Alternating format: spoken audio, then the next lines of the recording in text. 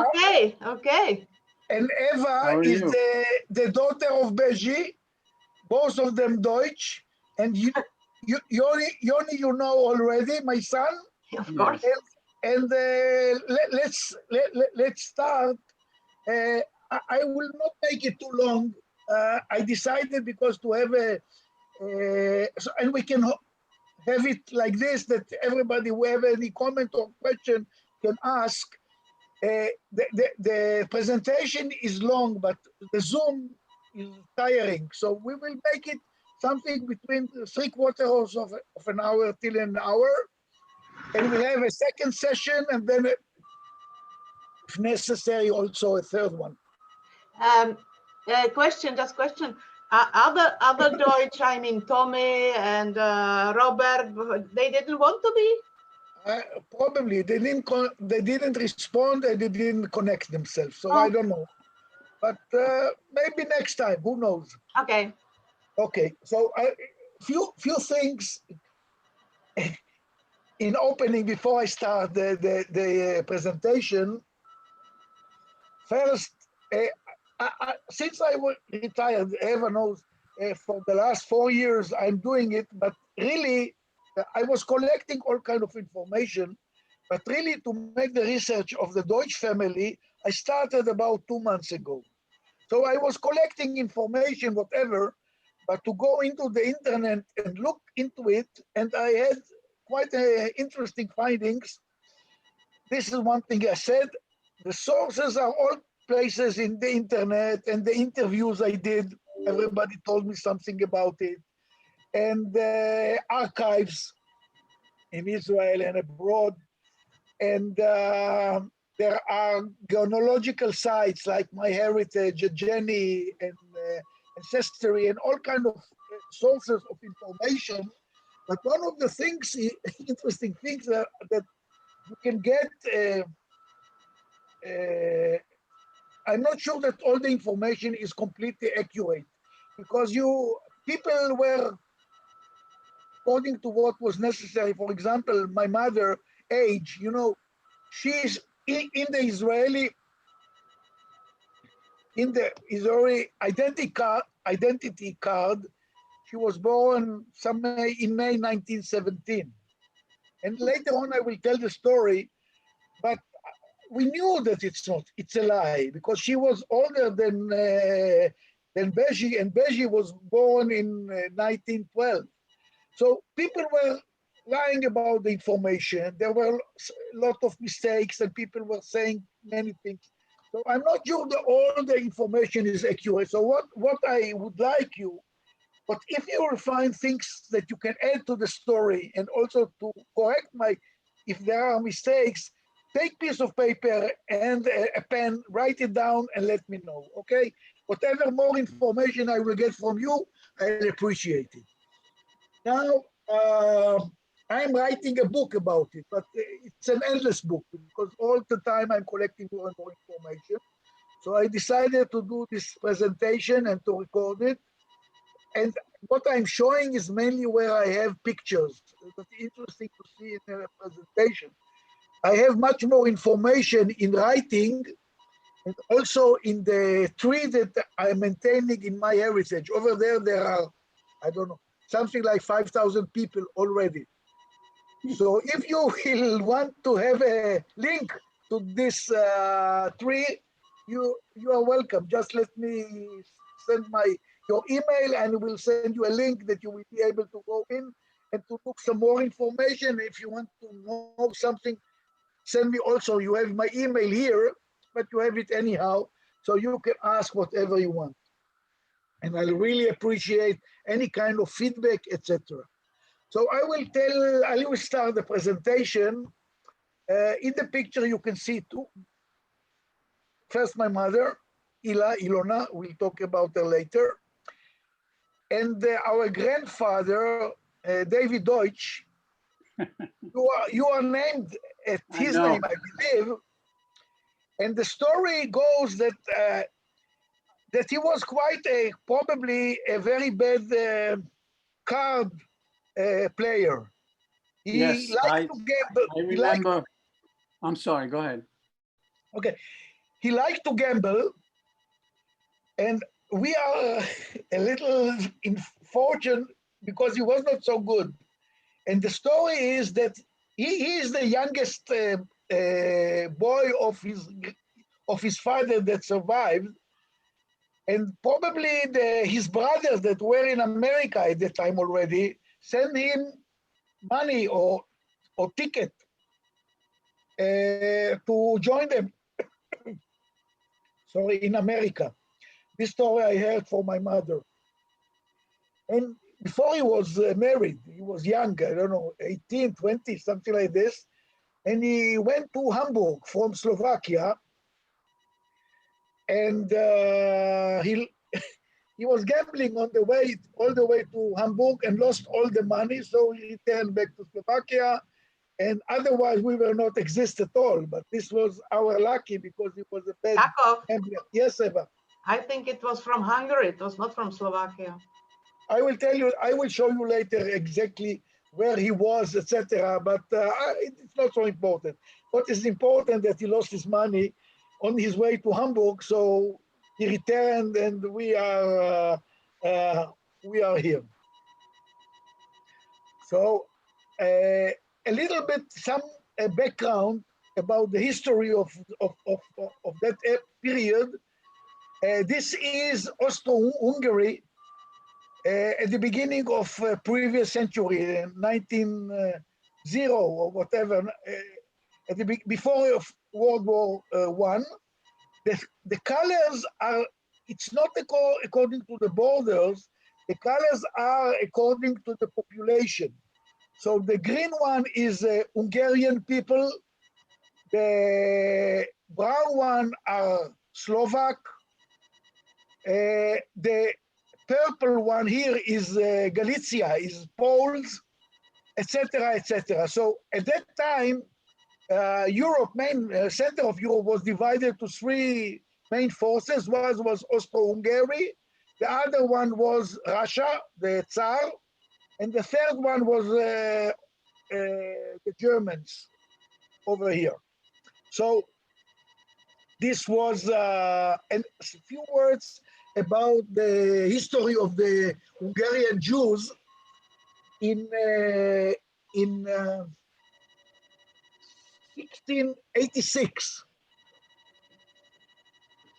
Austro-Hungary conquered Budapest and created this Habsburg monarchy. And I will, in few words, will tell.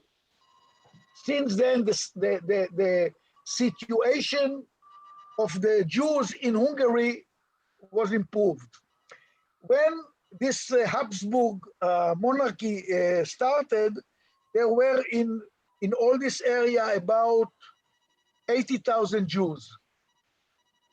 And within 200 years, there were more than 500,000 Jews in Austro-Hungary. They moved to this area from Galicia, from the Poles, and the Czech and the Slovak from that area, from Bohemia and this area there. Now, in that period, in those 200 years, there were two main laws that were published by by this Joseph, the Tsar of Austro-Hungary. One was called Patent of Toleration, and the other was the emancipation law, and this gave the Jews equality among the other people, and they could have a much better life than they had before. This is just the very short. When I started this investigation, I don't know if you know, but do you know who is Hagi Deutsch? Hagi Deutsch is my second cousin. He was the son, he's still alive here in Israel in Givatayim. He is the son of Arthur. Arthur is the son of Shmuel. Shmuel one of our, Shmuel was the brother of David, an older brother of David. So I didn't know that. And this Hagi, they are twins, Hagi and Areli. They are a few years older than me. He showed me a scheme, a tree. I'll show it to you in a minute. Oops, why it's not. Okay. This is the scheme that he told me a story that in the some day on the 60s, somebody came from America. No, you don't have to try to read it. I will give you the information, but this is the way it was 2 pages. He told me that somebody, he was a young man. Somebody came from America, met his father, Arthur was still alive, and gave him a scheme of the Deutsch family tree. Most of them are Americans. And these are the names of the people. I mean, our grandfather, it was written here, Moritz, our great-grandfather. Wait. Go on, I have to. Okay, so he had 2, it's written here, mother number 1, he didn't know the name. And then the other name of the second mother, I mean, she is our, and there is some information about a lot of Deutsch Americans. And here, this is the way I started. Later on, if you want, I will send it to you, whatever you want. I would appreciate it, yeah. I don't know about any of these. I'm completely unaware of what you're talking about. You will be more astonished in few minutes, but let me start. So this was the scheme I started. Now this is the north of Hungary and Slovakia. Just to show you the map, this is Košice. This is the big city in that area. And I don't know, David, if you heard, but here is Moldova, where your father lived. He was not born here, I will tell you, but Magda was born here. Magda Feuerstein was born in Moldova. I don't know where my father was born. You know? I don't. Okay, he was born here in Krompachi. You see the cursor here, if you follow the cursor, I see. He and Latsi were born in Krompachi. Beji and the other 2, 1 or 2 brothers were born here in Velkaida. And Mansi was born here in Torna. But our grandfather was born here in Tolchtzva. It's about, I don't know, 86, 90 kilometers from this area.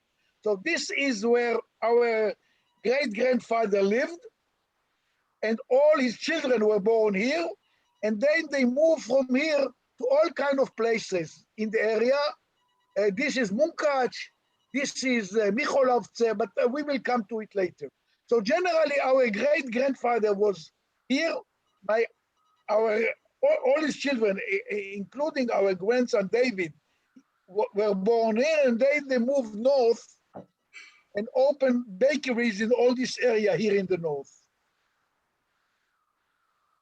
So this is Tolchesva. I told you, you see, this is, Tolchesva was established, I mean the Jews, sorry.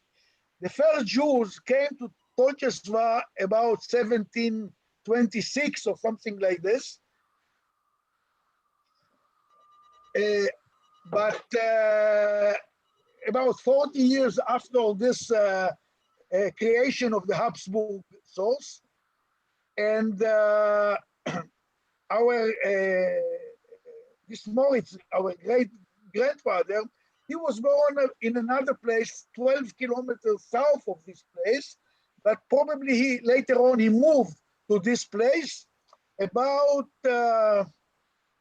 6 or 7 or 10 years after his first son was born, also David, by the way, not David, sorry, Joseph.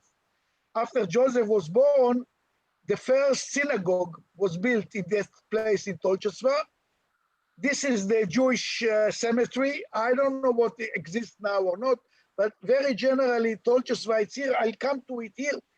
But he was a baker here in this place, in Tolchesweiz. I'll show you where it is in the map. But as I told you, okay, we will come to it later. It doesn't matter the line. So this is generally Tolchesweiz. Maybe I will tell you one more thing. We talked about the Jews that came from Galicia and from Slovakia and Czechia to this area. In 1840, there were about 600 Jews in this place. It was about 40% of the population. It grew up till almost 1,000 Jews at the beginning of previous century, 1910 or something like that, no, 1919 or 1890. And then there was a big immigration, probably to America and to other places. So the number of Jews went down in about 20%. And before the war, there were about 500 Jews in this place. So this is a little bit about Tolchesweiz. I will tell you about the area later, but you can see the synagogue and you can see the cemetery, and this is how this place looks. This is where this Moritz lived. Now, he married, I found the name of the first wife. Her name was Maria Rosenbaum. And he had with her 4 or 5 children. The oldest one was Joseph. I will talk about him later. He was born when Moritz was 24, quite young. Then Molly, 2 years later. Then Herman, 9 years later. And Tobias, he died when he was less than 1 year. So he was one of the phenomena of that period was that young babies just didn't survive. Mortality, so yeah. This Tobias died. Kate is mentioned in this sketch of Hagi, but I didn't find any information about her birth in the sources that I was looking, and I found other information. But she is with some information about her, about children, etc., mentioned in this in the scheme I show you. She married somebody who was called Isaac, and they had 5 children in America: Paulina, Harry, Mike, Fanny, and Ben. This so this is where is it? Where is she? Molly got married, but she was quite young when she died, and she didn't have children.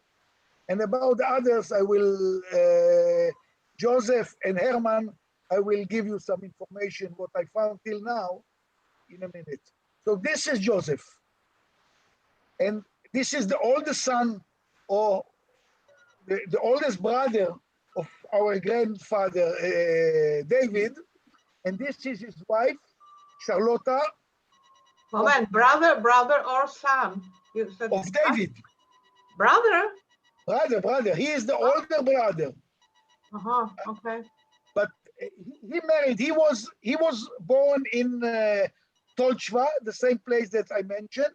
He married this Charlotta Klein that was born in Budapest. And they had at least 7 children, but maybe some more. Wow. I'm not sure. He was, what I found, that he was a distiller. He was creating yash, or how you call it, vodka, whatever. Yeah, the liquor. This was his business. And when he was around, I don't know exactly, he was born in 53. So when he was about 40, 45, he immigrated to America. And the children, part of them were born in Hungary, and part of them in America. I have the whole tree of these children. They have children and grandchildren, etc. in America. It's a big family. I read in one source that he died in Germany in 1913. This you can see here, but probably it's it's another Joseph, because this one had children after this period. So some of the children were, no, I'm sorry, no, I am wrong. So probably, no, sorry. So it looks, I don't know what he did in Germany. Maybe business, maybe, I don't know, before the war, First World War, I don't know. But he died in Germany. And this is the people that he left in America. I don't know exactly where he was buried, etc. But this is mainly the things that I know about this David. Joseph. Okay. Now, I will want to mention a few things about the children. This Elsie, Elsie Sobelson, she married a guy named Sobelson, and there is a Norman Sobelson, one of these children, of his grandchildren or whatever, I don't know, somebody that lives here now, made Aliyah and lives in Givatayim, and I contact him, and he gave me a name of somebody called Norman Sobelson, that's in America, and I contact him, and he sent me pictures of the Sobelson. This is in the 1920 period. This is Max Sobelson, the one that married Elsie. He was working as a, maybe this is the brothers and sisters. His brother had a cinema hall in Newark. So this is the brother Mark that had this cinema hall in the 1920, this period, and he was working for his brother. I don't know how you call it, to screen the films in that place. So this is the Sobelson family. This is what I know, and they have all these families exist, lot of children and grandchildren, etc., etc. Now, another brother that I would mention of Elsie was Ernest. He was born in 1896. He was also a baker. He was a baker in I don't see the place. Later on, he moved to Brooklyn. He married Malka. They had 3 children. This is Edith. I don't know if you had any contact. I was hoping that maybe Tommy knew some of them, but I don't know. She died in 2008, so it's about 12 years ago. So she was in Brooklyn, in that area. Their daughter, Howard, was a second, the first son. I don't know if they were twins or there is information is not accurate. Bernard, I know that he moved to live in Denmark. He had over there also 2 wives, 5 children, and I don't know exactly, but this is about the information that I know about. But this is Ernest. One of the children of Joseph, the first son. So I finished with Joseph, and now we will continue to Herman. Herman was the third son of Moritz. He married Rosalia Frankel. He was born in 1864. He had at least 3 children. The city, the daughter, she married a guy that was called Bertie, that died during the war. And they had an apartment in Budapest. And when my mother left home from Slovakia and came to Budapest, she used to stay in Sidi's house. And Sidi's house was about like a club. All the Deutsch people that came to Budapest stayed in this place. When I came with my mother, when she was almost 80, to Budapest, she showed me the house. It's in the Jewish quarter, Olo Utzach 8, but the people didn't allow us to go in. We wanted to see it from the inside, but didn't want to. So this Sidi had a daughter, Olga. She was called Fifi. This is the woman, this is Fifi. And this is, like sorry, what I forgot to say, Bertie died during the war in Budapest, and Sidi and Fifi, moved to United States.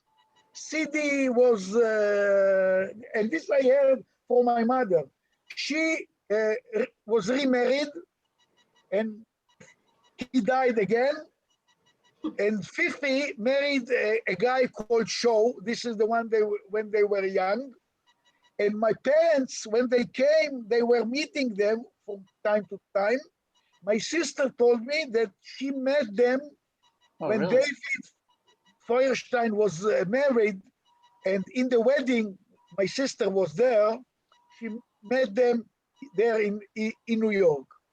I met also in Magda's house. Really? Who? Shaw? Olga, Fifi? Sidi and Olga. Mm-hmm. And Olga and Fifi, and what do you know about them? Nothing. Just that Sidi was a person who also during the war that your mother and my mother, she helped them to survive. I don't remember the details. I will come back later about the war period, but anyhow, I don't know if they have children or not, this show, and I know that my father was giving them stamps from time to time. He was collecting stamps, so my father was sending him stamps from Israel. This I heard from my sister. So this is Fifi and Shaw and Sidi, the mother and the club in Budapest. Now, in Jenny, this one of those sites, I found that Moritz had not 2 wives, but 3. So this was the second one. Cecilia Rosalia, I don't know if it's a family name or whatever.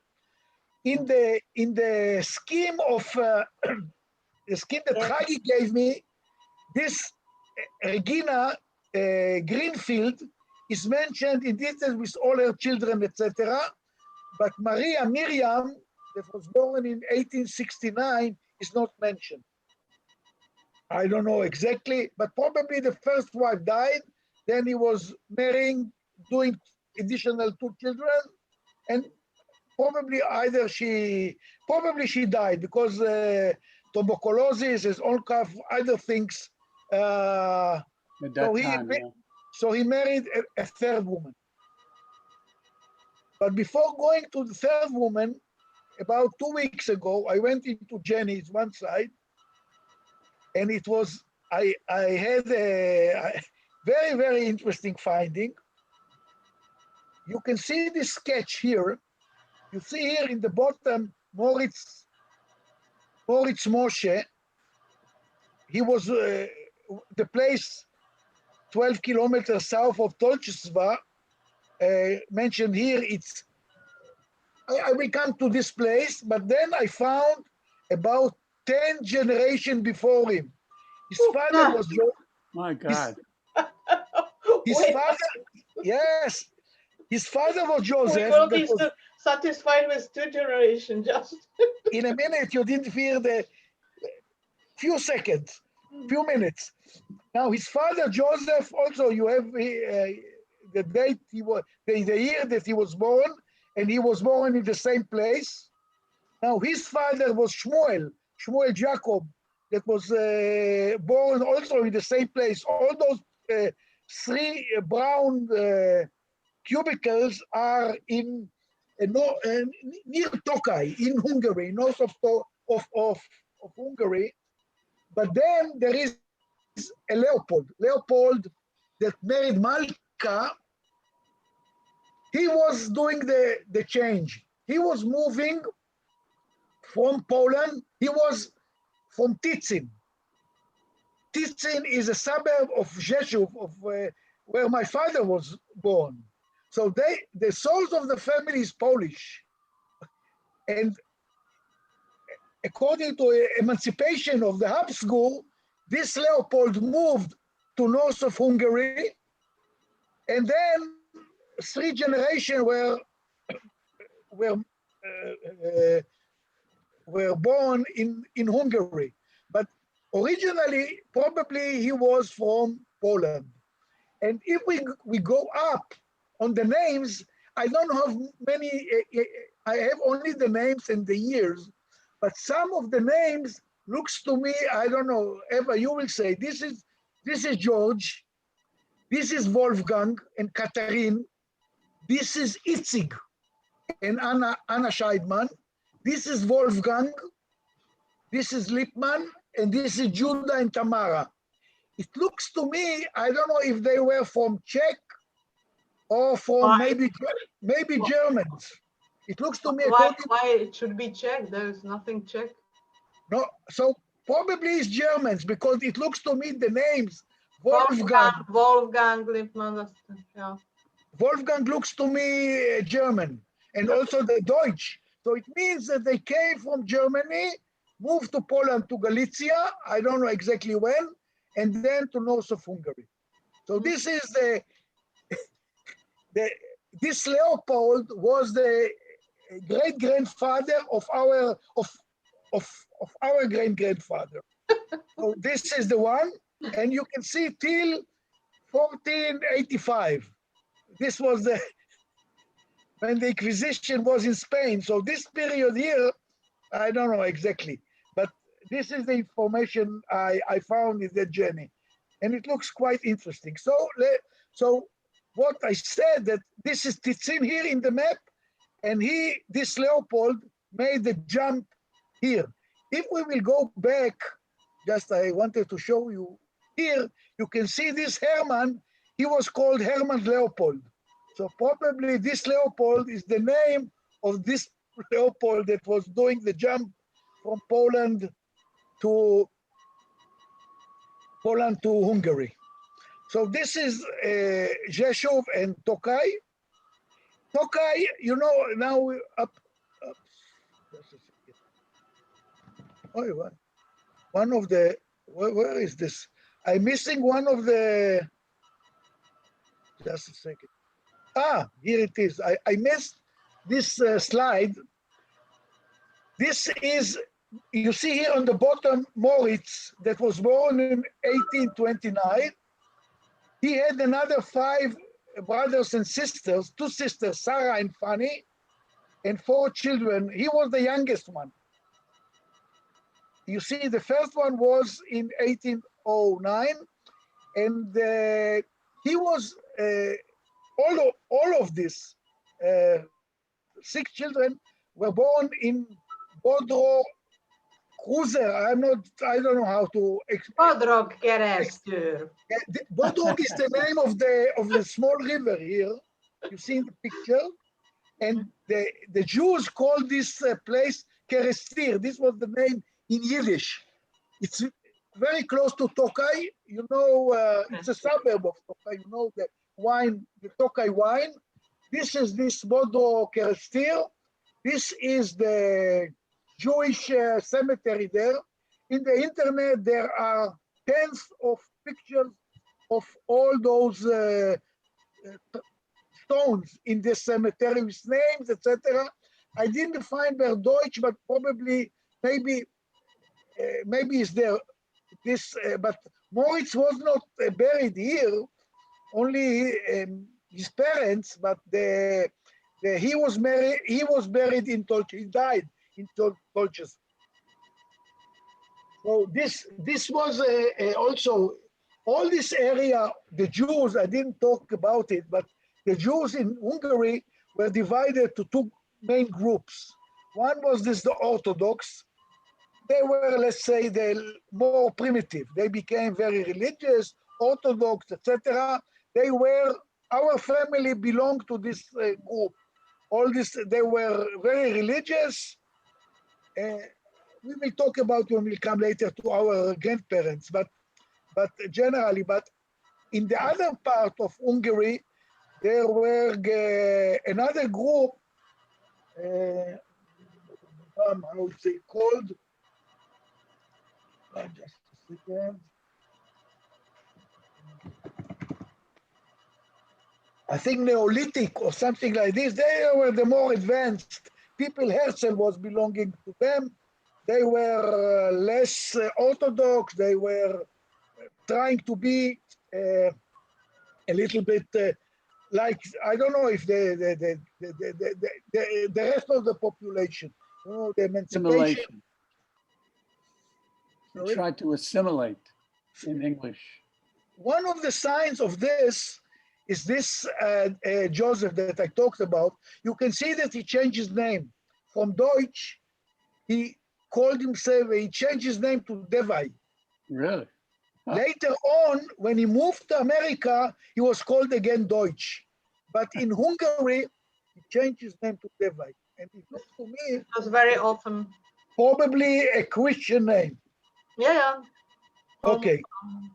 But So, he really looks like our grandfather David, this Moritz. Yes. Okay. Now we are coming to the third woman, our great-grandmother. Her name was Lina or Lilian Jakobowicz. This was the third wife of Moritz. And I'm not sure, but it looks that she brought to him, or they had together, something like additional 13 children. Mamma mia. So he was very, very, how do you say it in English? Potent. How do you say it in English? Potent. Sorry? Potent. He was a jackrabbit. Yeah. So he, out of those 13 children, 6 of them died before they were 1 year old. Oh. So this is the reason they are not shown in Haki's sketch.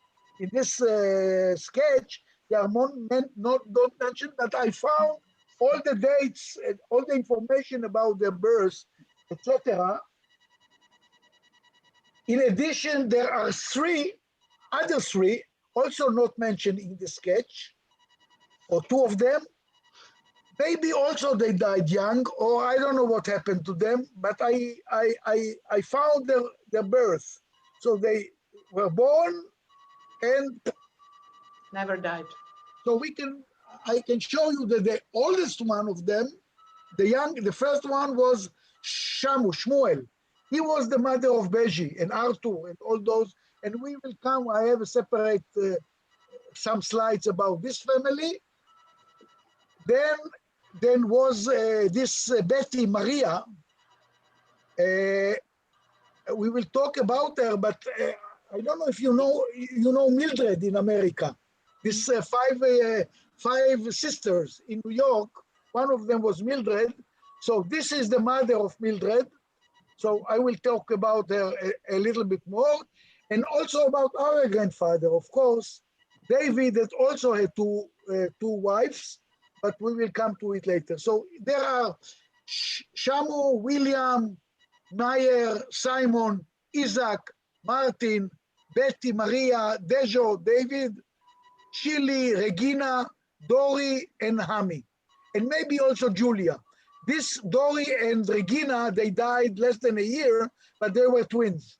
So Dejo, our grandfather, all the rest died young. So Dejo was the youngest one of all the grandchildren of Moritz. No, he was not. Okay. So this is our family. So I'll talk a little bit about Dejo, about our grandfather. Here, this is a picture that was taken after the war. This is Magda, this is Erne, this is Magda, Erne's wife. I believe that this is Tommy. Yes. This is Latsi, and this is my mother, Ila. The only one that is not shown in this picture is Beji, and here is a picture of her. Sorry, here. This is Magda. This is Beji. So here you can see this is the first wife, Rosa Berkowitz, our grandmother. Sorry, not ours. Mine and Eva. And here Ila was about her age. I will talk, and about the place where she was born. Eva, I know now. In a minute. A big surprise. Me and Eva went to Slovakia. She helped me. She joined me, looking for all kinds of certificates. When was it? 20 years ago. We were looking 30. 30 years. Okay, so we were looking for certificate of birth of all the brothers and sisters. We found most of them except my mother. We didn't. Now, my mother, when I asked her, she said I was born in Krompachi. But as I told you, it didn't make sense, but we will come to it in a minute. So Ila was born, she was, what I know was 1917. Later on, I will tell the story how I changed it to 1910, but in a minute. Then there was another boy. My mother never mentioned it. Maybe he didn't know about it, didn't remember. His name was Miklos, but he died when he was 4 years old. Then was Beji, 1 year after Miklos. And she was born in Velkaida. Also Miklos was born in Velkaida.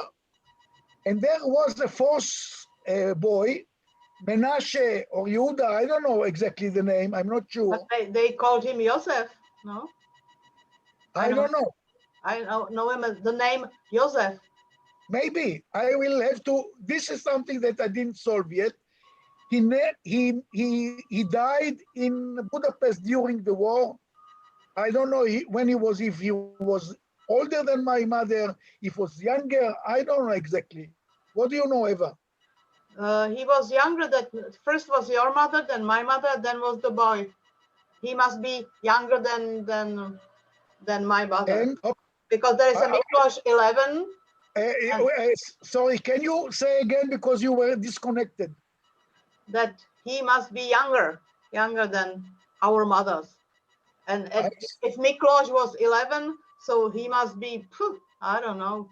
Beji was 12, and this one I don't know, but I know when we were with my mother in Budapest, when she was 80, she was looking after him. He died out of illness. Yeah. And I know that even my mother was, as a Christian, she had a Christian documents. When she was in Hungary, she went and in a hidden way, she was burying him in the Jewish cemetery in Budapest. And when me and my sister, we saw her were in Budapest, she took a taxi and tried to find this cemetery, but it didn't exist. But she didn't tell you if this Menashe was when he was born, if he was older than her or younger. No? I don't know, and I don't remember. She didn't talk a lot, but I don't know. I didn't ask also. I don't know exactly, but I know that maybe he was because he accompanied my mother when she was singing, and he was playing violin. He was violin. Yeah. Maybe. I think he wanted to be. I know about him, but later we will come to him a little. Now, then this Rosa, when my mother was S7 in 1917, she died out of tuberculosis. And then David married his second wife, Helen Bieber.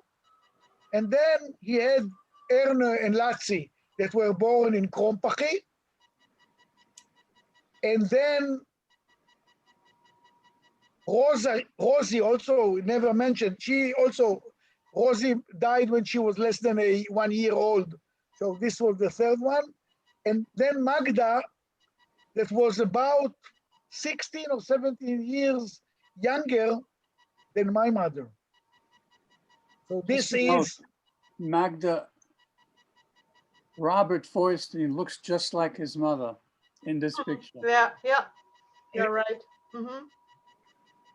So out of this 8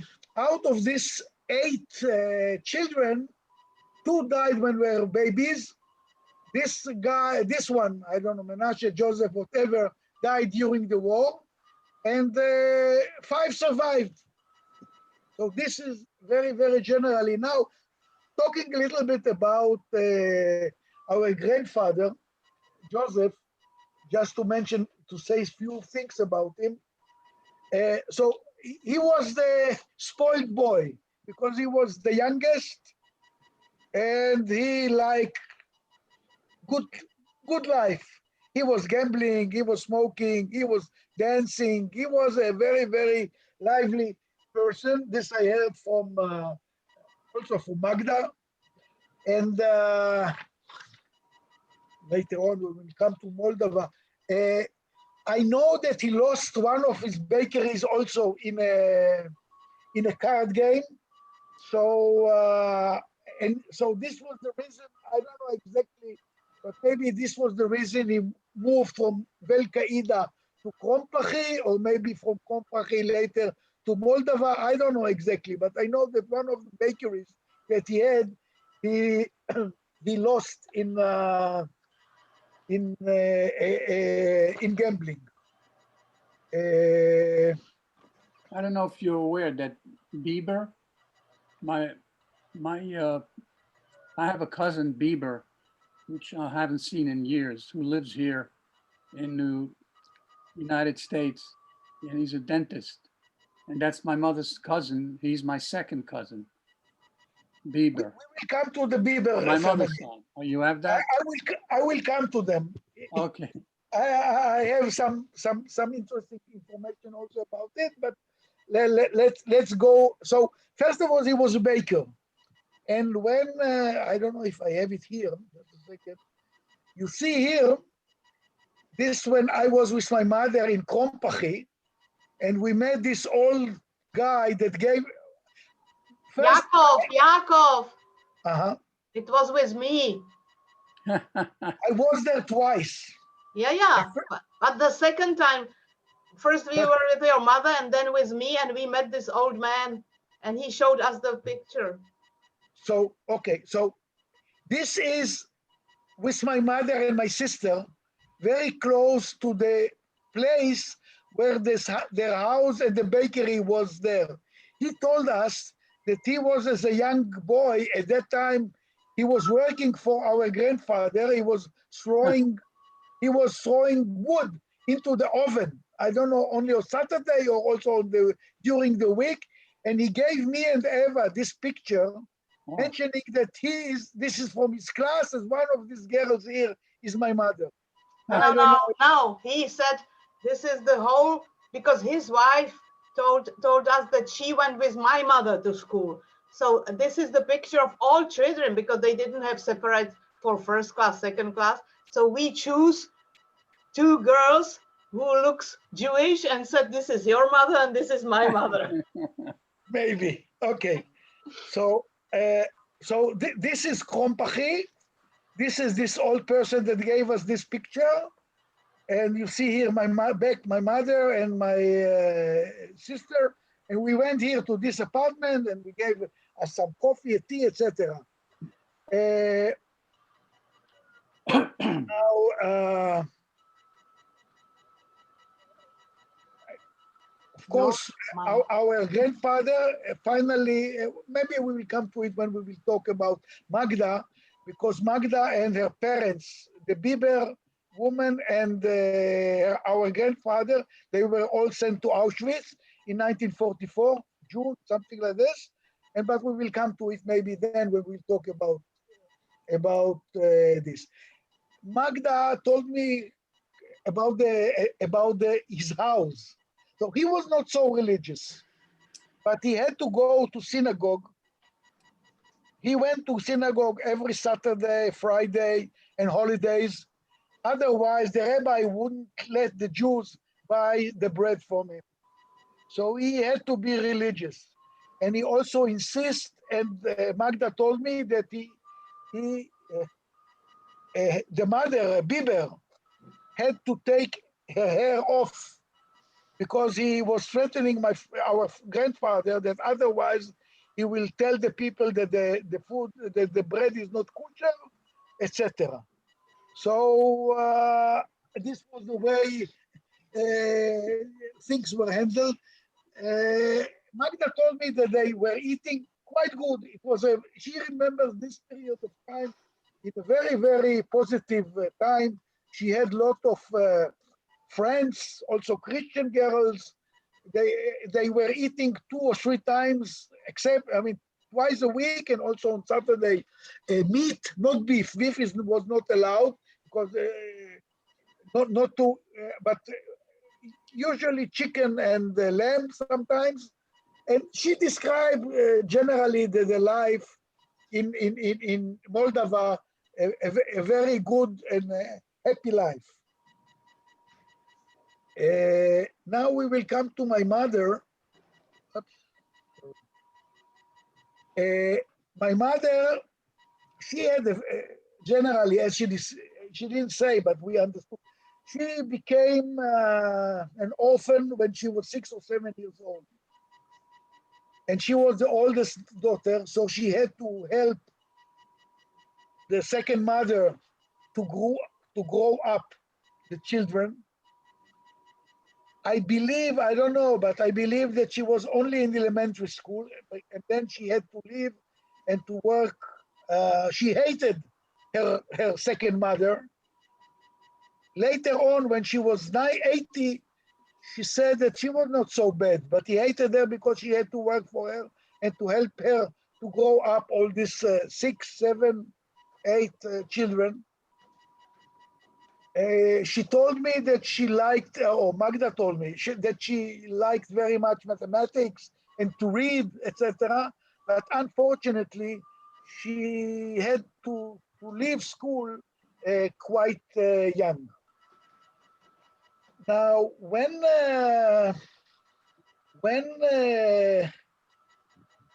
she was, when she came to Israel, or also after the war, I will tell now the story about her age. She, in all the papers, it was written that she was born 23 of May, 1917. And when we were young, my sister Rachel and me, whenever we wanted as children to celebrate birthdays, she refused. She was hating, and she was very against, and we didn't understand as children. We didn't know why. She said, birthday is not a holiday. We don't have to celebrate it, etc. And it was quite a mess in those days when we wanted to celebrate our holidays, etc. And when we celebrated 80 to my father, I talked with Eva. Only then I realized that she was cheating us because she was older than Beji, and if Beji was born in 1812, it means, so after I returned, lying. She was lying to him, not cheating on him. Cheating is something. Yeah. What is the word? Not cheating on him, זה כמו בוגדת בו, but you meant she's lying to him. Lying, sorry. Okay. It's my English, you will have to excuse my English. Okay, so I came back then, when after our tour, Eva and me, to Slovakia, I came home and I came to my mother and I told, look, I know that you are not telling me the truth. Yacov, the story is completely different. Let me finish. No, because you are telling that you learned it only like this. The story is different how you learned it. It was my father and my mother went to meet Ila in Romania in 1975, something like that. And then because both our mother was very idle, they didn't see and they didn't hear and they didn't know any language, Hungarian. So my father said, okay, give me the passport, I will do it, because he knew all languages. And then he looked at because he knew my mother has an older sister. My mother was always okay. So he looked at the passport and he said, hey, how could you be born after your mother died? And then it was a big scandal, and Ila wanted my father to kill and said, you are not allowed to say anybody, this is well, don't say to them. Of course, my parents came home and the first thing was my father told me about it, because we never thought that I will ever go to Israel. So when I came to Israel in 1980, the first thing I told Yacov and Rachel about this.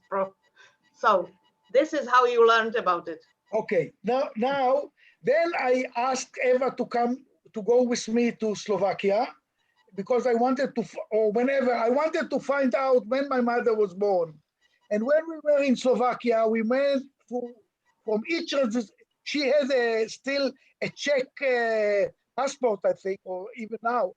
So she were allowed to go, Eva, to go into those all places where we have this registration.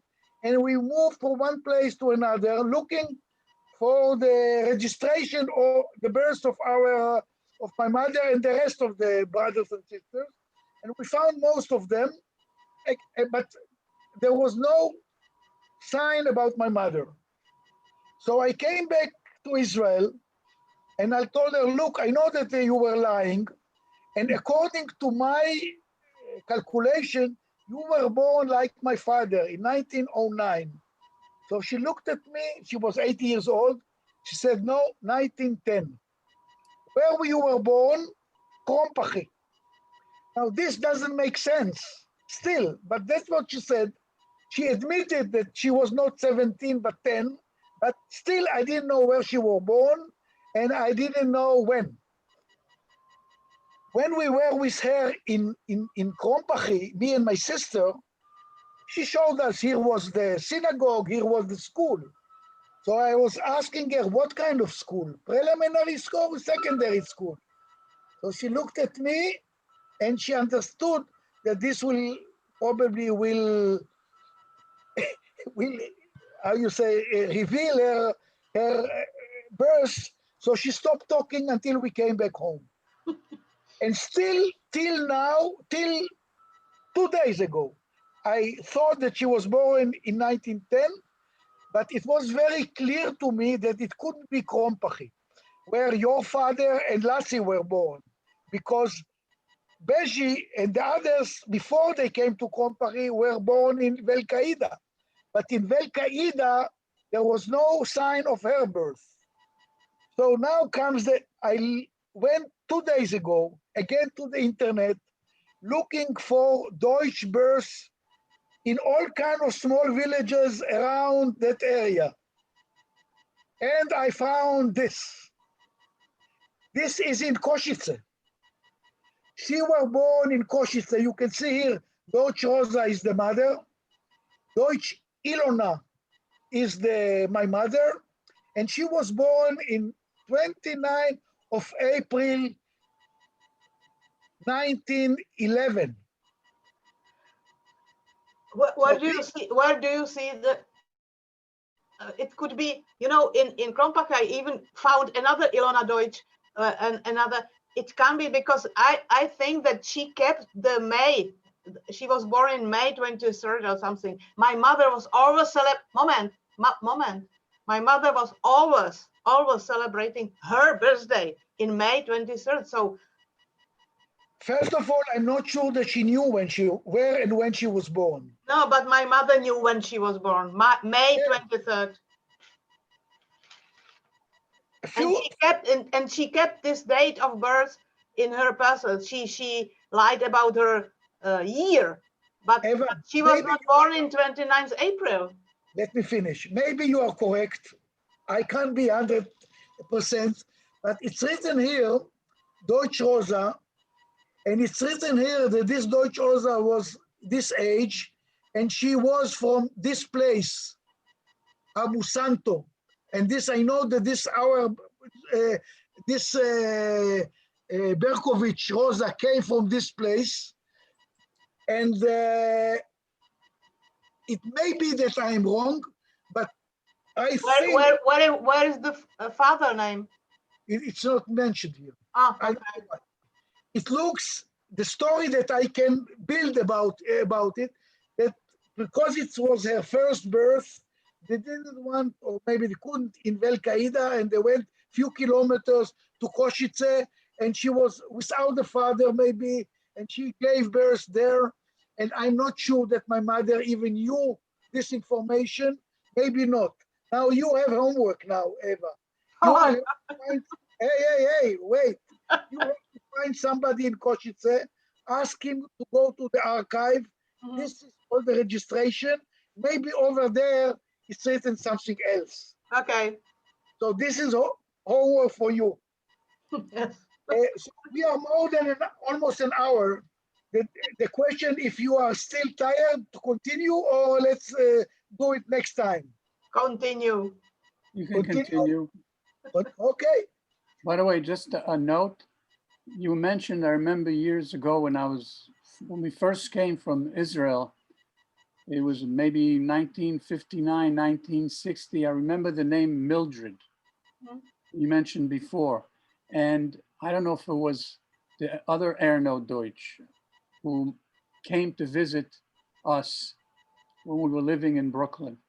I remember the name Mildred. I will show you a picture of Mildred later, but you said that there was another Erna there? Yeah, I remember there was the same, like my father's name. I see. This was about 1959, 1960, because we came to America in 1958. From Israel. Yeah. Maybe I tell you, the family is huge. In this Deutsch in Jenny site, there are something like 2,000 Deutsch in this, where the source where I took those names, there are about 2,000 people there. All kind. You see, Moritz had another 5 brothers and sisters, and cousins, and second cousins, and all of them have children, etc. And most of them probably survive. Some of them, a lot of them immigrated to the United States. So it's a huge family. I just wanted to ask Yoni. Left. Okay, you will be back. So this is a little about Ila. Maybe here we will mention few things about what happened during the war with her. What did you want to ask, Abba? סליחה? רצית לשאול אותי משהו? כן, if it's okay with you, if we continue. Yeah. Okay. So about the life of my mother, she probably left home quite young. As a young girl, she had to leave school. As I said, her best friend was her cousin Mansi that lived in Torna. It was very close to Moldova. And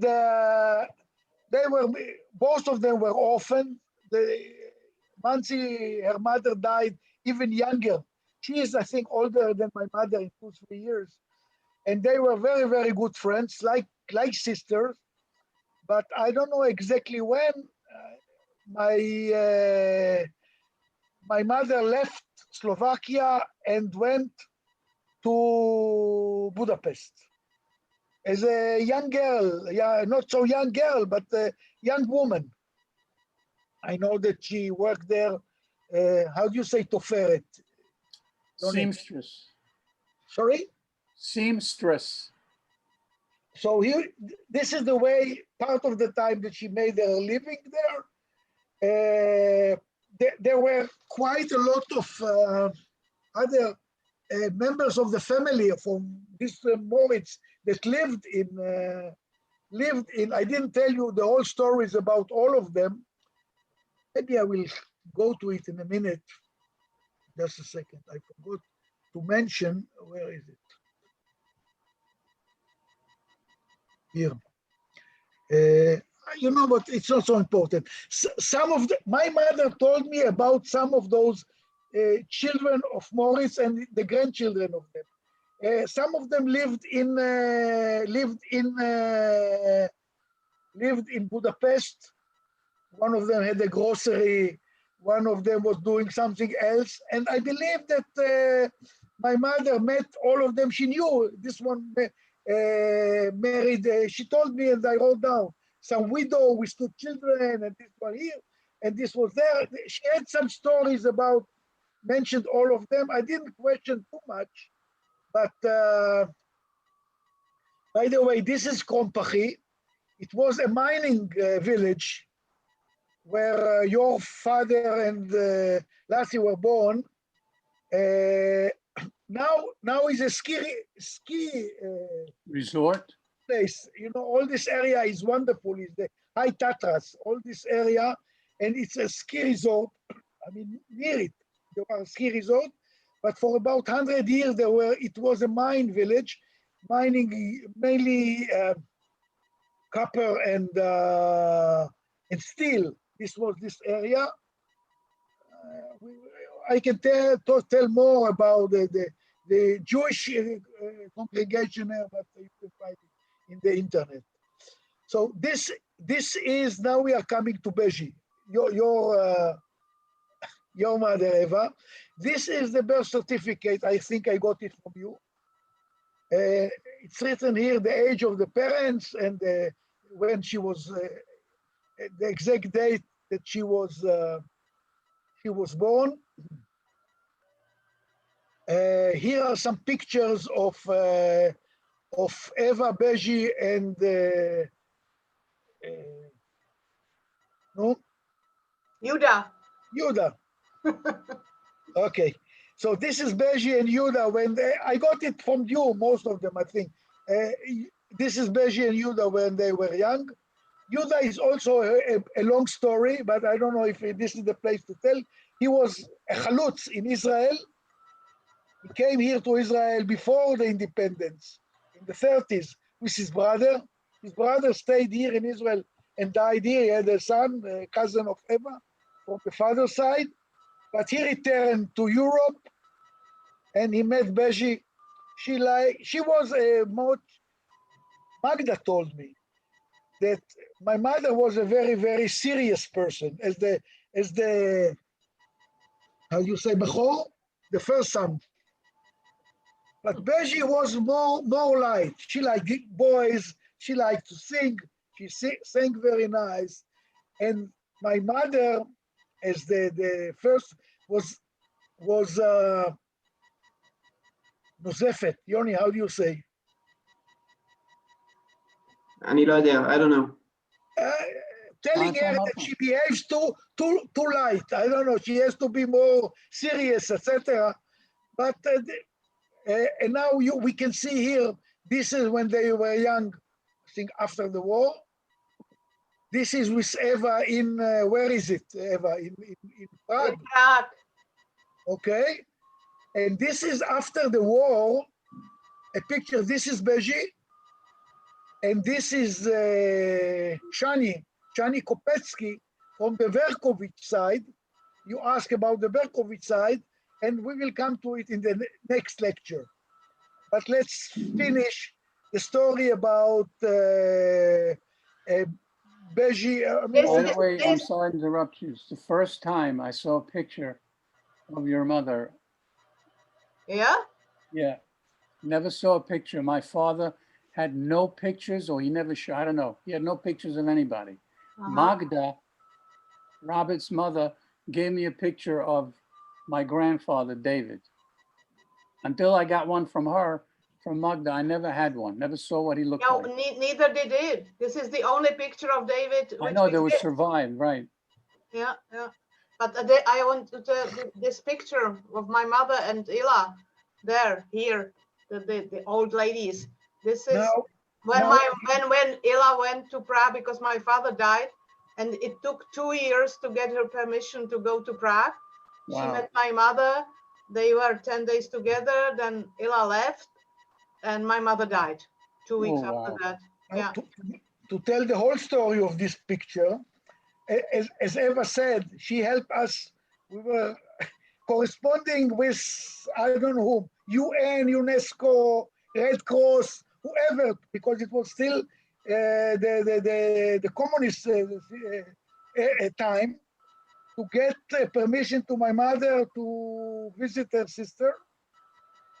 Finally, she did it. She flew to Vienna, and from Vienna, she came to Prague, and she met Beji. This is the picture. I don't know who took it. And my mother returned, not knowing that Beji had cancer. Mm. My mother No. She didn't die of cancer. Okay. No? No. She was operated, but she died heart attack or something. Yeah. I see. Okay. So anyhow, my mother returned to Israel, and I think 2 or 3 months afterwards, Beji passed away. 2 weeks. 2 weeks. 2 weeks. She went to America, to Magda, and my mother died. And I called when they were leaving America to Israel, and I thought, Magda, my mother died, but don't tell it to Ella. No. So. Really? Wow. Yeah. Okay. So this is Beji. Now we have some. This is Vel-Qaeda, where she was born. I'm not telling you all the stories about the Jewish community, but again, these are some pictures from Vel-Qaeda, and this is a visit of the meeting of the 3 sisters in our house in Israel, in 1964, I think. Eva, am I correct? Yes. So this is Beji. This is Rachel, my sister. I recognize her. This is my mother. You know, This is Magda here. This is Robert and David. This is Eva, and this is me. So this is those visit and the meeting of those 3 sisters in Israel. You know, Yuda, Eva's father, had a relatively high position he was an engineer, and he knew Hebrew since he was here in Israel, but he was an engineer in Prague, and he was the head of the, how do you call it, Eva? Patent department. Which one? Patent department. So I think this allowed them to get permission to visit Israel in the communist period. I don't know exactly the story. It was not because that. No? Maybe not. No. 64, 64, 65, it was possible. And my father went 65 for 3 months to Israel. Yeah. Okay, so they were allowed to come to Israel. And when they came to Israel, my mother and my father tries to convince them to stay in Israel, not to return. And I think the father his brother was here in Cholon, and I think he wanted, but Beji said it's too hot. I can't stand it, and they returned. So this is another picture in Be'er Sheva with the camel of the 2 of the sisters and the children. And here is another one in our place in Ashkelon, Robert, Eva, and my sister. And this is another picture. I don't know where this was taken, Eva.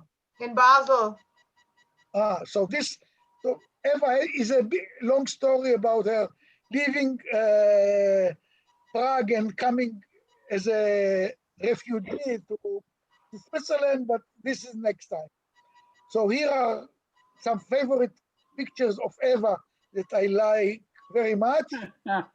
You know, David is an artist. He's doing a lot of artwork, pictures, sculptures, etc. We will come to him in a minute. But so this picture was taken. This picture was taken in Jewish cemetery in Prague. Really? Yeah, Okay. How old were you here? 20. Really? Okay. And here is another person. And just to say, Eva is singing. She has a wonderful voice. She is a superstar in singing. This is really. I came to some concert of her in Switzerland. Oh, really?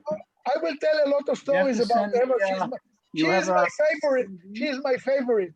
But You are my favorite. but you can tell by yourself about yourself. Eva, can you send me something to my email? You're singing. I would be really interested. Well, okay. She has this how do you call? Send him also this cat. This Okay. duet. Okay, I will send you duet. Duet. Send him some things. Yeah. She I adore her anyhow. She was working as a librarian in the Jewish community in the university in Basel, but this is a long story. We are meeting quite a lot, Eva and myself. Okay, here we are coming to Erna. This is his picture, I think after the war. He was born in Krompach in 1920. It means something like 9-10 years after my mother was born. He was also a baker. Probably you can tell much more than me. He lost a wife and a child in the war. Right. By the way, I didn't know about that till I was in my 30s. My father it wasn't even my father who told me. My mother told me. So he never spoke about anything. So it seems that your parents spoke even less than ours. That's crazy. Yeah. So his first wife and child, I don't know exactly any details about it. I know that just died. I know it was a girl, and the sister who survived, the person he married, was living in California. This is what I found out. I remember when I was already in my 30s. Whose sister? The woman that he married, my father, the first wife. Yeah. Sister was living in California. Really?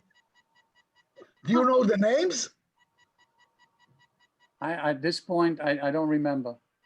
Okay, if you will find, send it to me, please. All right. I forgot to tell you about. Maybe we'll come back. We'll come back to my mother just about the war period. She was in Budapest. Most of the family. She had false papers on the name of Maria Tot. And I think I found out, I don't know now, I don't recall, but I think one of the family was from that Tot family. Maybe it was Erna's first wife or something like this. I'm not sure.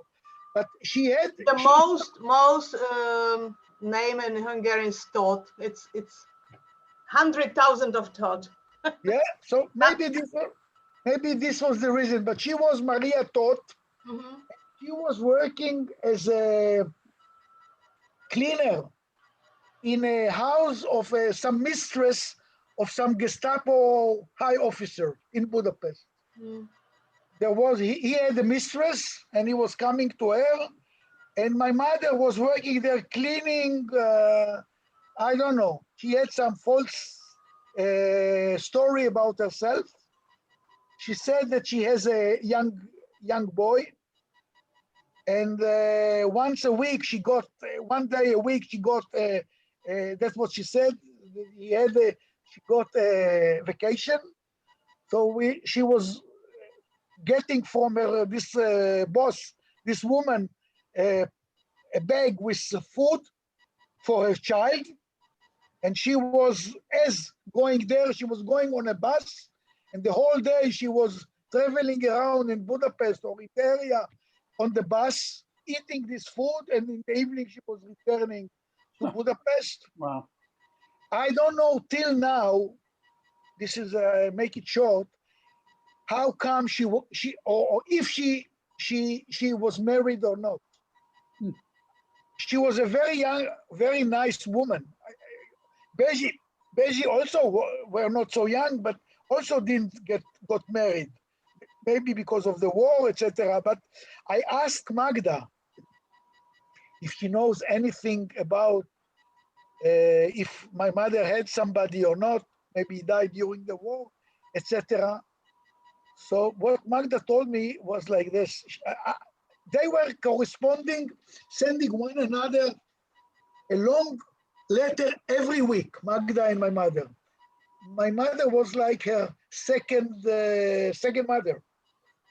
And all their life, they were corresponding, sending letters, long letters.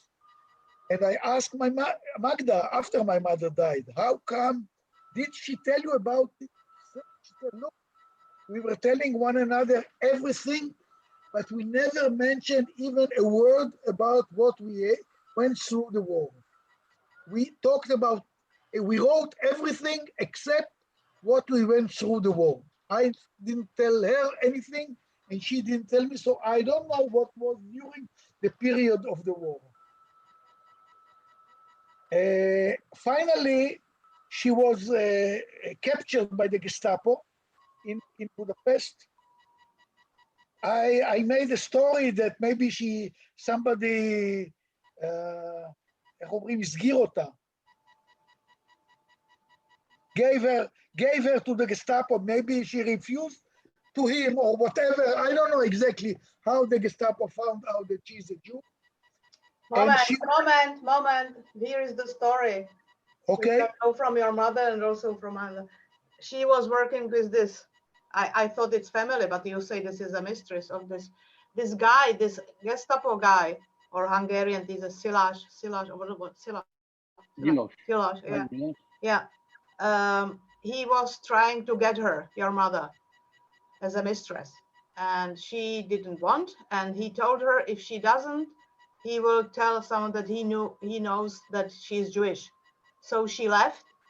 She ran away and took my mother also, and they tried to escape somewhere, but they were caught. They were caught, both of them, and then they were brought to Gellert, where were the main police in Pest. Yeah, but the main Gestapo house was on the castle, on the mountain, yeah. Yeah, and then they were standing already there. They were staying on the wall, and they were not allowed to turn. And so your mother said it was last minute. And then suddenly it was a quiet moment, and she turned. The men were away, and then came Russians. They saved them. Wow. So that's why for my mother, Russians are the gods, because they survive. Yeah. And so, this is this horrible story that your mother once in this 30 years I went to Israel, she was ready to tell me about this time. And she told me, you are not allowed to tape it. And I put the tape recorder on the table and I recorded everything. And I thought, oh, this is great. I don't have to be so cautious. I can listen to it. And as I never, ever lost any tapes, and I didn't put the paper on it that this is Ila's, because I was afraid she will see it or so. And I came home and I overplayed it. Oh. This is horrible. This is like she put on spell on it, like on her birthday, she put spell on this. And really only these last minutes with this story about the Geller were there. And at the beginning, Evičko, ty nesmíš to poslouchat. Evičko, you are not allowed to tape it. Wow, it's amazing, because I tell you, first I hear this story first time in my life. No. I told you many times already this story. No, you didn't. Ever you didn't. I did. Okay, maybe I didn't That's understand. what happens when you're over 70. Yeah. So anyhow, thanks for the information. And when I was with my mother and my sister in Budapest, when she was almost 80, she took us to this police. There was a monocle going up to this place. It's a uphill in Budapest. And what she told me that she was tortured and she was going to be, as you said, shot down. But it was just a miracle that the Germans decided at that day to run away because of the Russians, and the Russians came. And she told me how they drank everything, any kind of alcohol, aftershave, whatever. They have one word, davai. It was to give them Давай, часы. They drank everything that had some spirits, whatever, what she remembers, but they saved her. And she went out and she saw a cat licking a piece of potato. So she ran away and took the potato and ate it. And this is the way they survived. All the story about after the war, it will be in another. Yeah. But you started about Erna. Tell the story about Erna. So finish it and then. Okay, we will tell the story about the Erna, Latzi, and Magda, and we'll finish.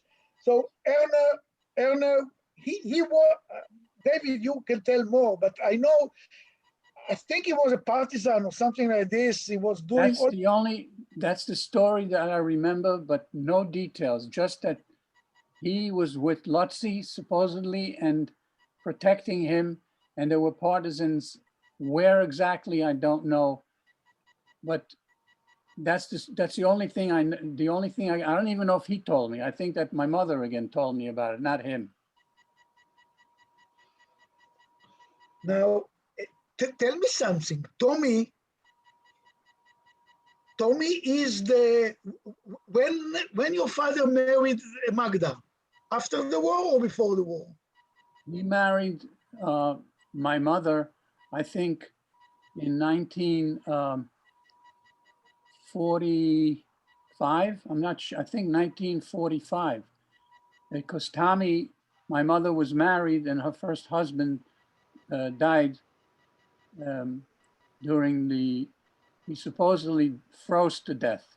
That's, again, my mother told me about her first husband, and she was hiding. My mother was hiding for almost a year, also with false papers. Then she married my father, and you know that they were cousins. Yeah. Yes, we will come to it. So, all right, okay. Okay, so Tommy was born in 43. 43, in December 43, and Erno adopted him, and he became his father. And David, he was born in 46 in Podmokli. So you are born in Podmokli? Yes. Oh. What is that still called, Podmokli in Czechoslovakia? Yes. It's near to Děčín. So I think Erna had a bakery in Podmokli. Yeah. And the whole family was meeting one another at Erna's place. I think that picture that I showed you before is in Podmokli. I thought that it was where the Shani went. So it's not Shani who was there. No. They met at the place in Podmokli at Erna's. They were moving from between Podmokli and Prague, I think, at that period. So here we can see Magda and Tommy and David, the young David. This is my mother, I think with Tommy, but I'm not sure. Also, it is my brother. This is your brother. So this is some picture of them. Now here are also some pictures. Was, by the way, that picture on the left, that was Danny. This is Danny? Yes, in Israel. Really? Okay, this I didn't know. Okay, Danny, the third boy, was born in 54 in Israel. So they came in, I think, 49 to Israel. but maybe before it. I think he came, I remember they came in 48, but Maybe, I don't know. So David, you still speak Hebrew? I still speak Hebrew, yes. Yeah. These pictures in Israel, what do you think? Yes, that's definitely Israel. So they moved and start living in Tirat HaKarmel, south of Haifa. Oh, yeah, that's right. And they had there, they opened a bakery. It was a kind of a cooperative bakery. It was Erner and Latzi and Janos Berchik. This I found out only lately. And there was also the father of Tommy. The Lassie was, what was his name? The Lassie was married to Clary, and Clary, Tommy, another Tommy. Oh, Tommy, he was, when I remember him, he was Izzy. But the husband of the sister of Clary. Do you remember his name? Eddie, she just died. Yes, so all of them, they were partners in this cooperative bakery in Tirat HaKarmel, right. And they were working there, but they didn't succeed and they went bankrupt, I think, I'm not sure, but something like this. And the brook. We will come to her. Where did you get these pictures, by the way? Sorry? Where did you get these pictures? I don't have them. Either you or your brother. It's probably my brother. I don't have these pictures. Maybe from Tommy. I don't know. I visited both of you within a few days with Yoni, and probably I got it there. There is no, or maybe in the box of my mother. Maybe they sent these pictures to my mother. Maybe it's there. I have some photos from that period. Now, yeah, you are right. They came to Israel in 48. It's written here. He served, Erner served in the Haganah, in the Independence War. And Danny, the young boy that was born in 54, was a very, very talented musician. And finally in New York in 1993, he didn't have children. He was married, I think, twice even, or once or twice, but he had a car accident and died in 1993. It was 1994, March 9th. I'll never forget that night. March 9th, okay. March 9th, 1994. Okay, I corrected it. I know what I heard before I'm coming back to the bakery. I think he participated also in Israel in the army in the Sinai War, and I heard that some of the people, some friends from Tirat HaKarmel died as soldiers in that war, in Sinai War, and I think this also caused the bankruptcy. And this war in Sinai, the two brothers decided to immigrate to America, right, with the families. What I heard lately from my sister, you know, my father was an extreme Zionist, and he started talking with them. After he tried to convince them not to leave Israel. I remember. And when they decided to immigrate, he stopped talking to them for a few years. I don't know exactly. Yes, he was very, very upset, your father. I remember, that's another story I remember. Really? He said, how can you take 3 sons, 3 boys, you know, they needed in Israel. How can you do this? And my father, I remember, my father was very involved. He was Sgan Rosh HaMoatza B'Tirat HaKarmel. He was in charge of the immigrants that were coming from Morocco, from Iraq, the Jews, and he was trying to help them settle. And there was such corruption. And you wonder, right, after what Jewish people went through with the war and all the things, there was a person who accused him of all kinds of things. And I knew my father. My father was so straight, it was ridiculous. He couldn't lie without you knowing right away about anything. And that was one of the main reasons, besides the fact that he thought he didn't want us you know, to be subjected to the Israeli army, but I don't know if that was a real reason. But the main reason, I think, was he couldn't deal with the corruption and the nonsense that was going on. And then someone accused him of all kinds of nonsense. He said, that's it. I remember him coming home one day and said, that's it, we're going. And he was here. He came in 57. He was in the United States for 1 year, preparing an apartment, you know, saving up money. And then we came a year later. Okay, so this is a little bit about Erna. What I can remember too, my memories, that when I was very young, we went one Pesach to celebrate the Seder, my family to Erna's place to the Deutsch family in Tirat HaKarmel. And I was sitting there I don't know, I was 3, 4 years old, I don't know exactly, but I was noisy. And he shouted me and sent me to the room. I had to leave the table.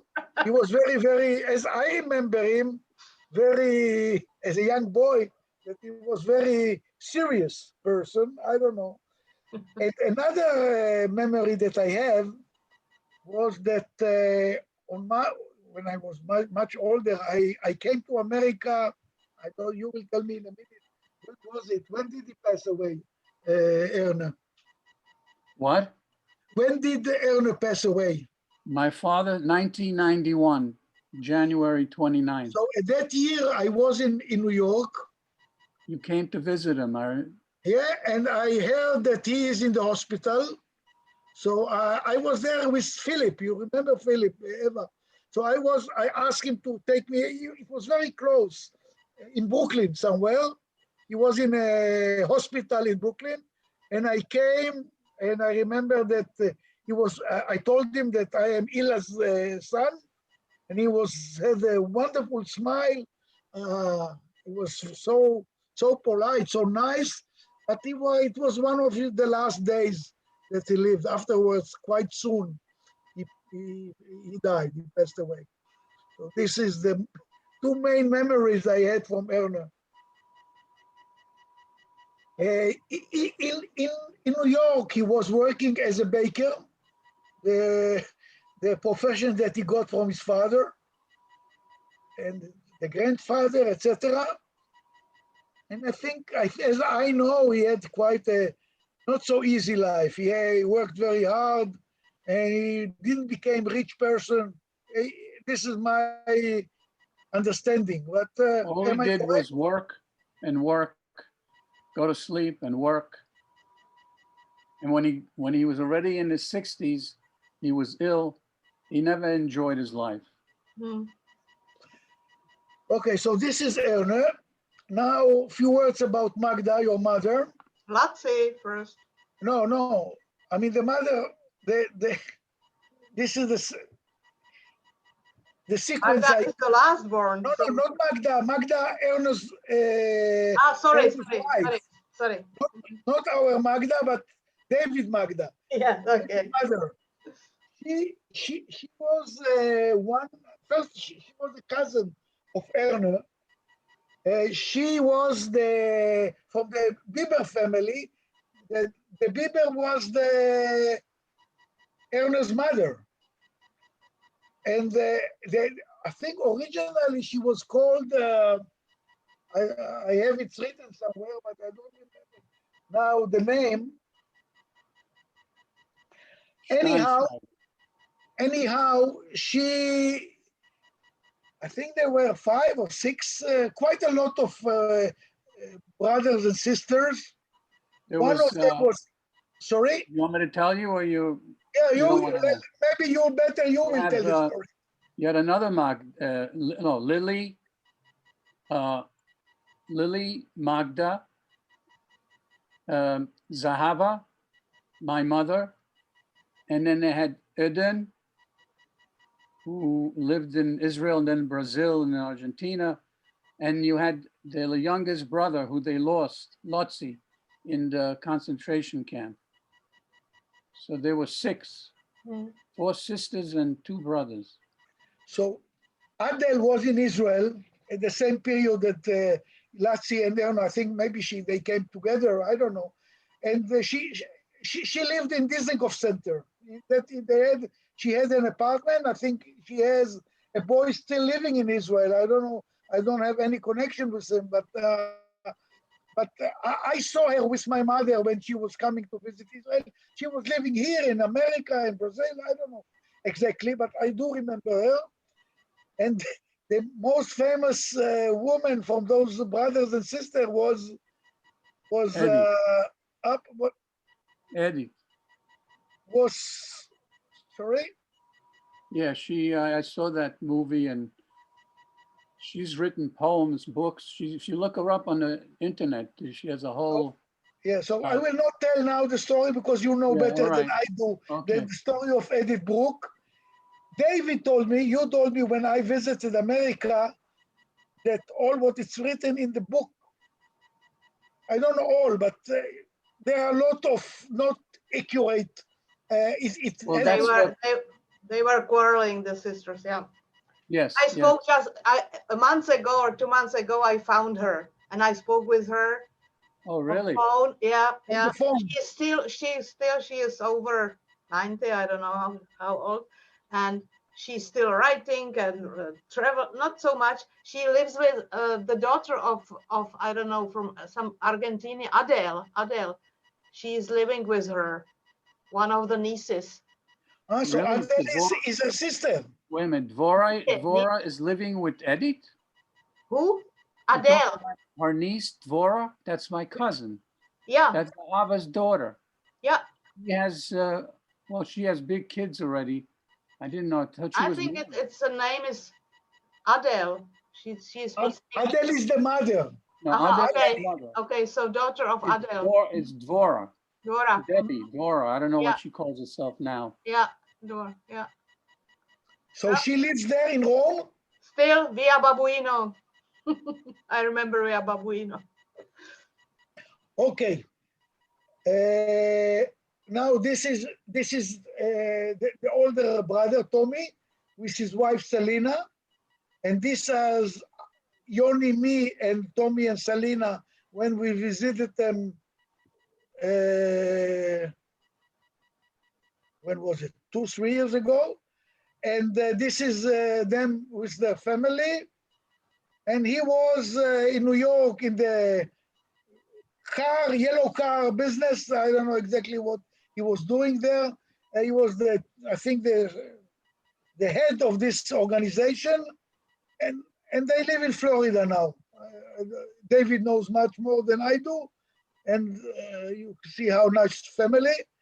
And here is the same thing, David and Frida and me and Yoni when we on that visit. This is one of the pictures that he did.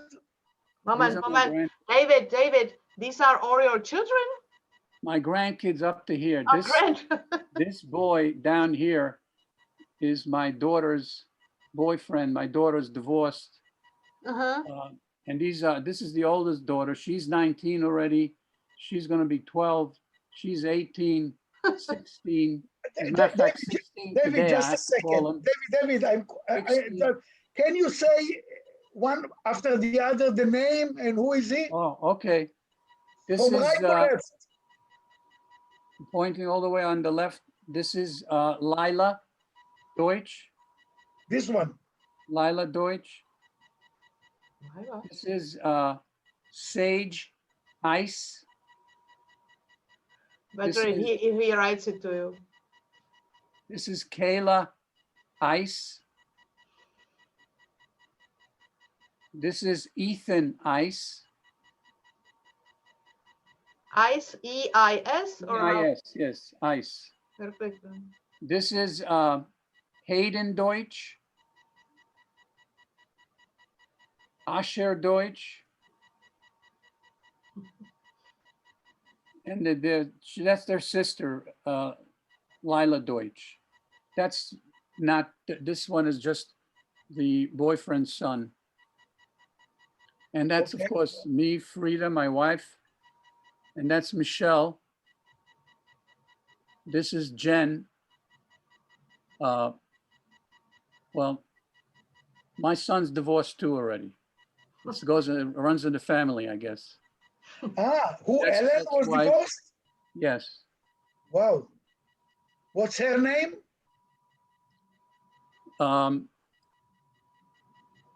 Jen, And this is Ellen. that's Alan.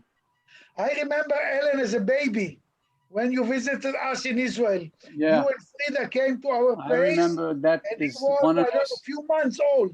I that think. was one of the Yeah. most, that was one of the greatest vacations I took. And when I was spent it with your mother is unbelievable. Yeah. Your mother was some woman. Yeah, I think that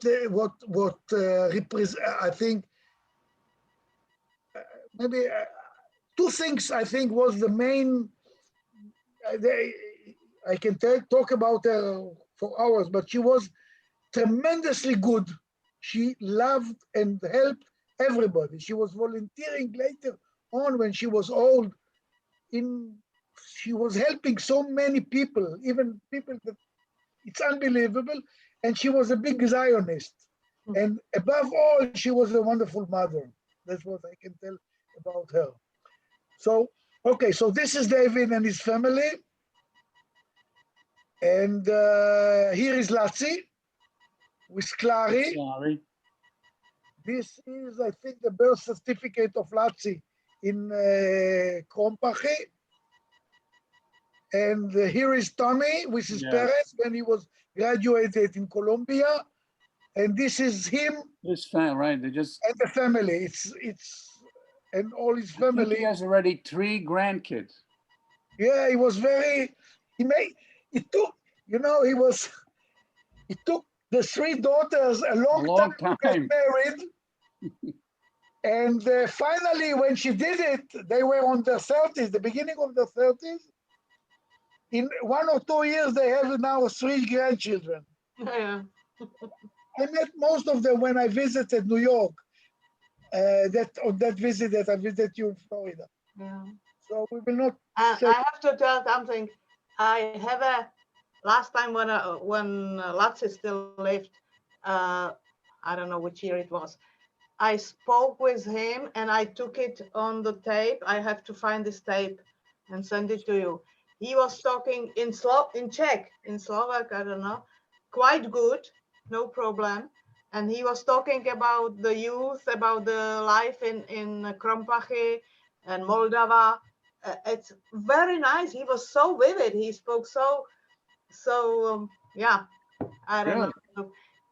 So I have it in some tape. I recorded it's time to find. Yes, I have to find it. Yeah, and I have to tell you, David, I saw you once in my life. I came first time to America in '82. It was on the eve of Seder, and we had already delay with flight, and I came and Emil took me straight either to you or to Erna. I don't know which was this Seder, and there were all the Deutsch, all the brothers, all the family, and so I saw you only once in my life there. I don't remember. Of course, you don't remember. I was a small girl, only 30. So and then I came regularly to Magda. Almost every second year I went there. But you never wanted to see me. No of your brothers, and I saw nobody. I don't remember Magda even telling us. I don't think so. She told me that she always told them that I am there, but nobody wanted to see me. I was very depressed. I'm very family oriented, so I don't know. I don't remember if I knew you were here, I probably would have visited you at least once. I can't believe I didn't want to come. Yeah, it was like, so I saw only 4 years ago, I saw Tommy, Latzi's son, we met after 100 years. Yeah. So, and you live in Florida, or where do you live? Yeah, Florida. I'm in Florida in Boynton Beach, it's called. Okay, so if I ever go again to America, I hope so. You're welcome. So I would come to visit you. Well, with this COVID and Yeah, that going makes on, who crazy knows? everything. Yeah. Crazy. So So let's try to finish the presentation. Tommy told me about Lassie's youth. Also, he was like the forest. He liked the birds and animals, and he was walking around. He was a good boy. He was going with his father to the synagogue on weekends. He knew very good how to pray. I mean, he knew quite good Hebrew. Later on, he became a member of Beitar. He was impressed by Jabotinsky, that was saying in the 30s, the beginning, that you have to go to Israel because you will be killed here in Europe. He was right. And Jabotinsky on his speeches was making forecast what will happen to the Jews. And after the war, Lassie remembered it, that all those forecasts was correct.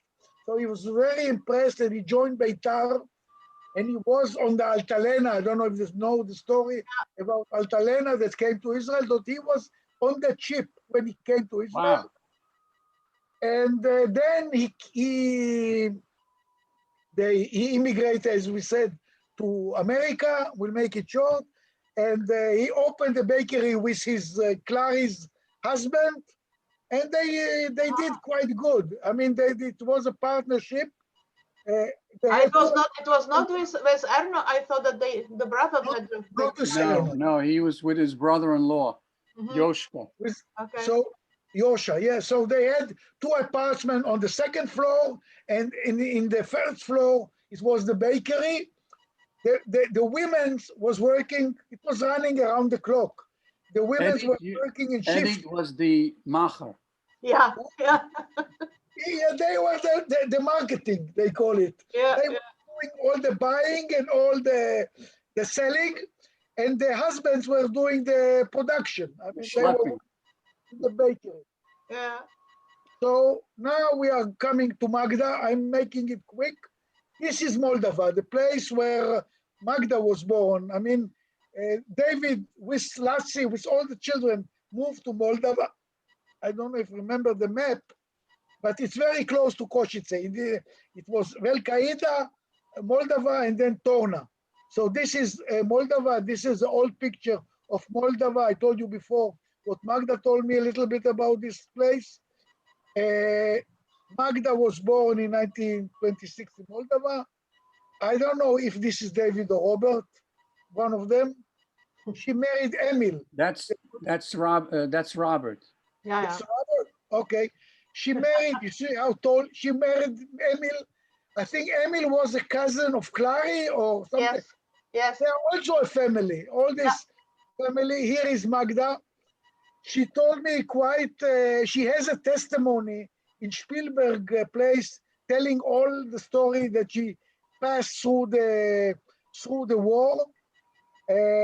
Maybe one more thing to say.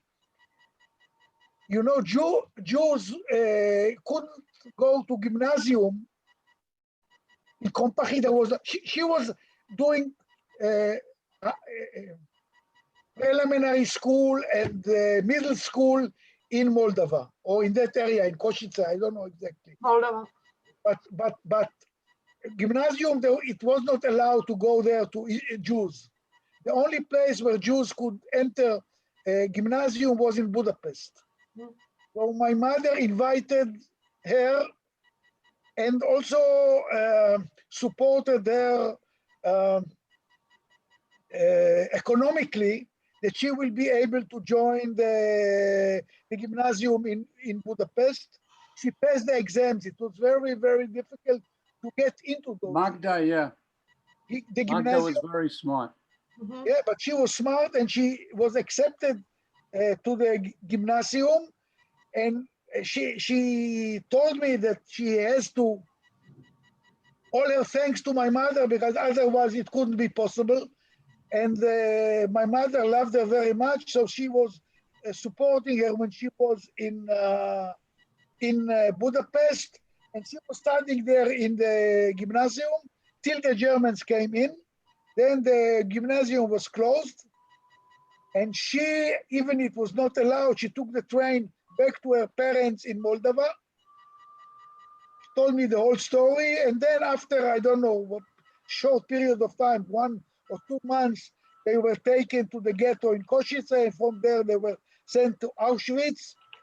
The parents were killed there, and she survived. She was working in Germany in the aircraft industry of the Germans. She was painting. She said that this was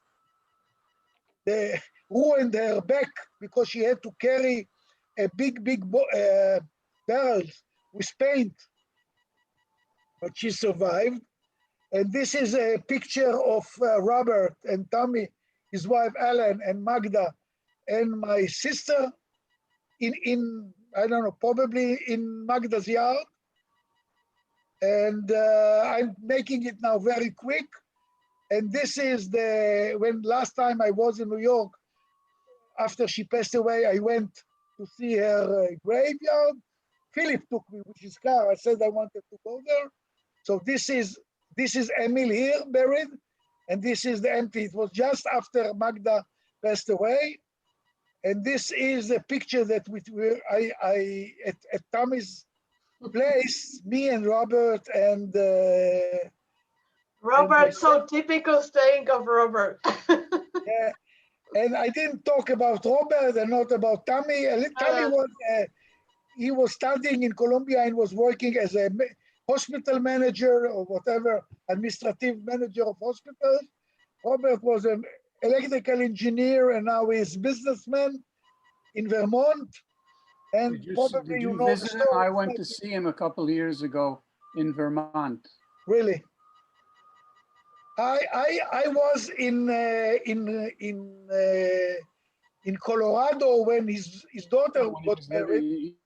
I think he still owns the house. He rents it, I think. I don't think he sold the house. Yeah, but now Hannah moved to Washington. Yes.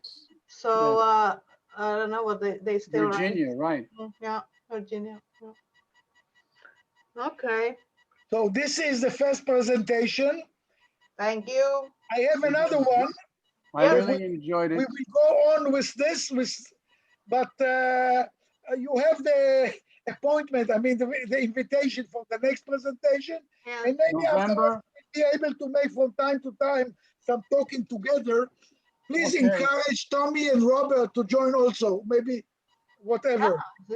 Yoni, excuse me, Yoni, was it registered? Recorded. Not registered. Huh? Did you record it?